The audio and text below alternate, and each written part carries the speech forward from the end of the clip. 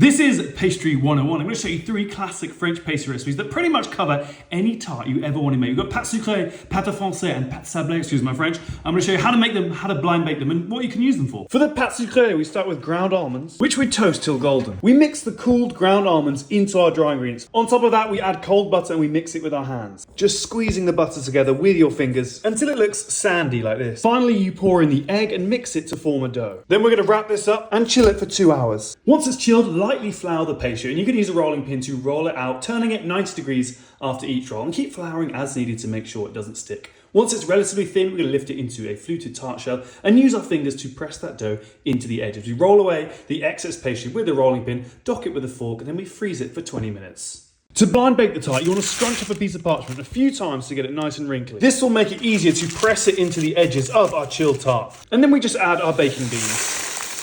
Fill it right to the top, then bake for 20. Once it's baked, lift out the beans. You're going to apply a thin egg wash and bake until golden. Then you're left with your really versatile Pâte Sucrée recipe. For the Pâte Foncer, we add plain flour, salt, and butter into a bowl. And then we just work it with our hands until it forms a crumbly mixture. To that, we add an egg yolk and ice cold water and mix it to form a dough. And it should pull together pretty easily. And then we're going to chill this for 1 hour. And just as we did with the Pâte Sucrée, we're going to roll this dough out, lightly flouring it until it is relatively thin. We're going to lift it into our fluted tart shell, press it into the edges with our fingers, trim off any excess pastry, and then use a fork to dock the bottom before freezing it. And just as we did before, we're going to carefully lift in our baking beans and bake it for 20 minutes. We remove the beans, give it a light egg wash, and bake until golden. We've got this really nice savoury Pâte Foncer, which is lovely and flaky. For the Pâte Sablée, we're going to take our flour and make a well. You place slightly soft butter in the centre, along with icing sugar and salt, and just work that together to form a paste. Once it's roughly mixed together, add in your egg yolk and then again mix it to form a paste. And then we start slowly drawing in the flour and mixing it with that butter paste to form a dough. Then just gently knead the dough 3 or 4 times with the heel of your hand.